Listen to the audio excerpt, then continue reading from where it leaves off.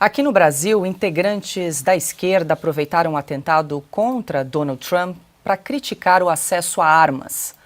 No dia seguinte ao ataque, o ministro da Justiça do governo Lula, Ricardo Lewandowski, publicou uma nota em que diz, abre aspas, o aumento indiscriminado de armas de fogo em poder dos cidadãos comuns não representa apenas um risco para a segurança pública, mas coloca em xeque a própria democracia. Fecha aspas. Já o ex-ministro da Justiça e atual ministro do Supremo, Flávio Dino, criticou o porte de armas. Sem mencionar o crime contra Trump, Dino fez referência a uma decisão do STF que julgou decretos do ex-presidente Jair Bolsonaro que flexibilizavam o acesso a armas no Brasil. Sem apresentar provas, o deputado André Janone sugeriu que o atentado contra Trump seria uma farsa. Na rede X, o aliado de Lula comparou o ataque ao candidato republicano com a facada sofrida por Jair Bolsonaro em 2018, abre aspas. Agora sabemos o que o miliciano foi fazer nos Estados Unidos assim que deixou a presidência. É a fakeada fazendo escola. E continuou. Pelo menos dessa vez lembraram de providenciar o sangue, fecha aspas. O ex-ministro petista Ricardo Berzoini também duvidou do atentado contra Trump. Nas redes sociais, ele escreveu, abre aspas, acreditar no atentado contra Trump é o mesmo que crer na facada, fakeada, entre parênteses, de Juiz de Fora em 2018, fecha aspas. Publicamente, Lula adotou um tom mais moderado na comparação com aliados e falou em que o episódio deve ser condenado e enfraquece a democracia. O ex-presidente Bolsonaro, o senhor acha que isso fortalece a extrema-direita? E como eu sou um defensor da democracia, eu acho que nós temos que condenar. Deixa eu só aqui, Augusto, porque a produção reuniu, que a internet não perdoa, a gente trouxe aqui outras declarações, porque o Lula já chegou a chamar opositores de selvagens, disse que eles não são gentes, que têm de ser extirpados, chamou críticos de titica de cachorro, já afirmou que não vai sossegar enquanto, entre aspas aqui, ferrar o Moro. Então a gente reuniu essas declarações aqui antes da gente abrir essa rodada para comentários. Sobretudo quando o João Pedro Estéreo colocar o exército dele do nosso lado. Quem sabe faz a hora e faz a luta. A gente sabe disso. E a minha Bíblia está escrito que sem derramamento de sangue não haverá redenção.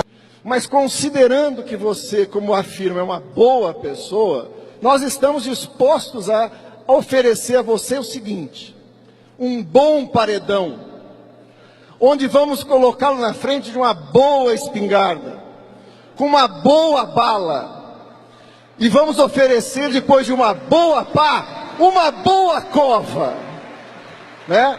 Com a direita e o conservadorismo, nenhum diálogo, luta. Porque eles têm que apanhar na rua e nas urnas. E que isso implica agora, nesse momento, ir para as ruas entrincheirados com arma na mão se tentarem derrubar a presidenta Dilma Rousseff.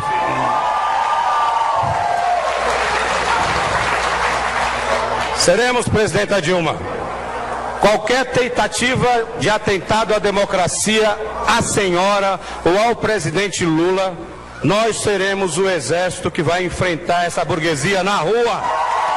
Não, para prender o Lula, vou lhe dizer, para prender o Lula vai ter que prender muita gente, mas mais do que isso, vai ter que matar a gente.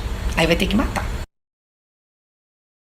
Tá, então, Augusto, algumas declarações aí da esquerda. Eu já disse que basta a mobilização do tiro de guerra de Taquaritinga para vencer essas tropas todas aí que eles mobilizam nesses discursos quando eles demoram bastante no almoço.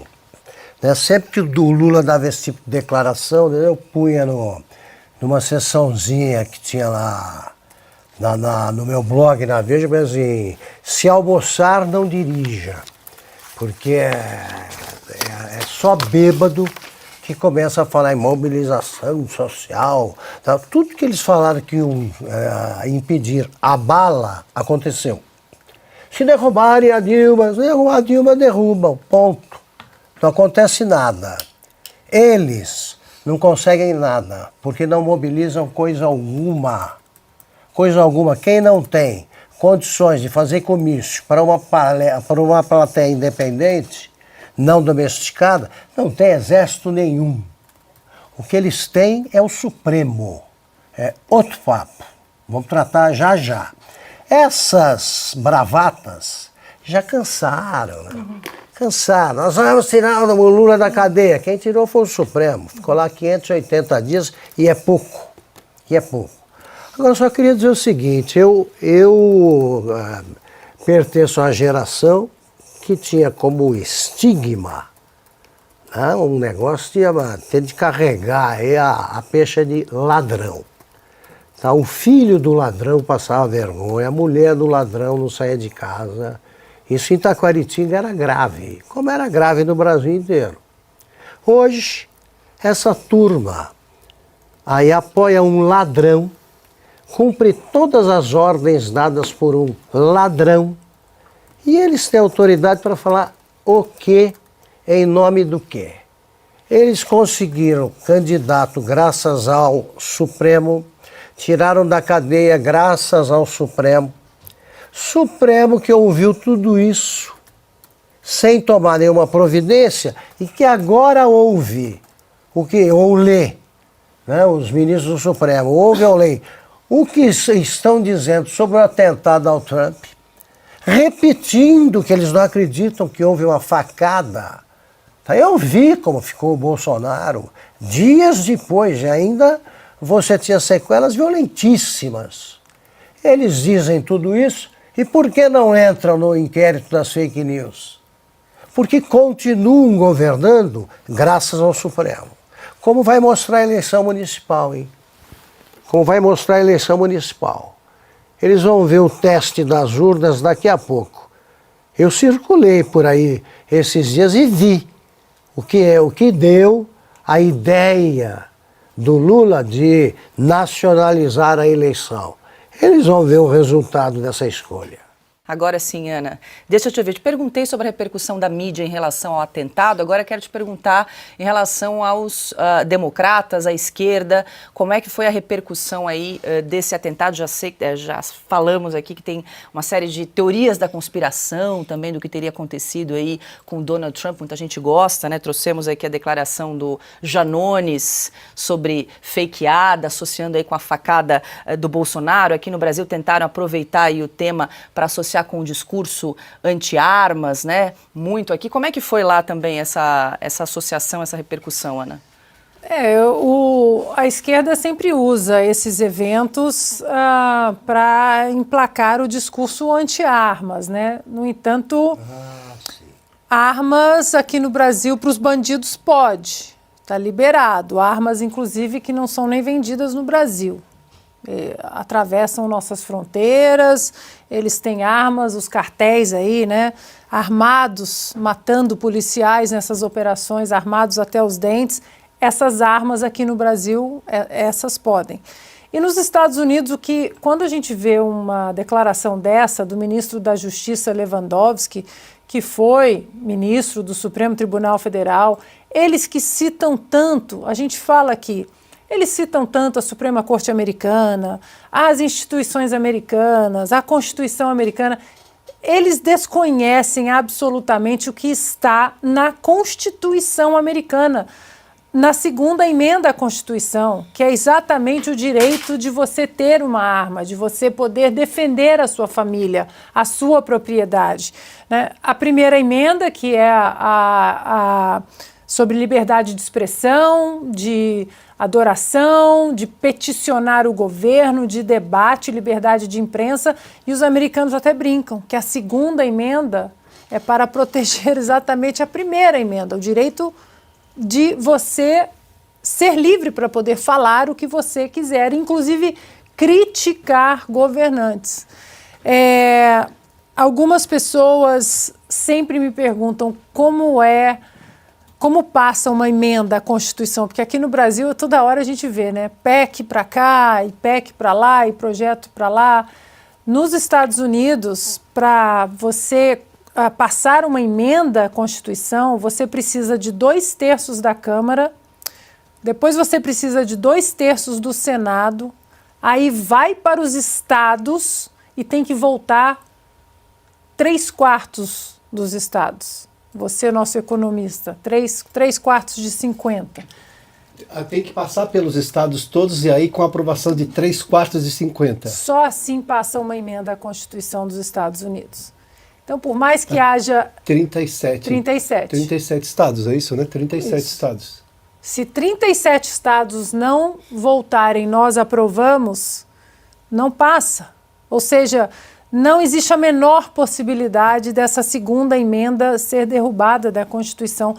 Em momento algum, 37 estados nos Estados Unidos passarão uma emenda que restrinja o direito de possuir armas legalmente, de defender. E essa história que contam aqui, você vai ali no Target, no supermercado e compra uma arma, mentira.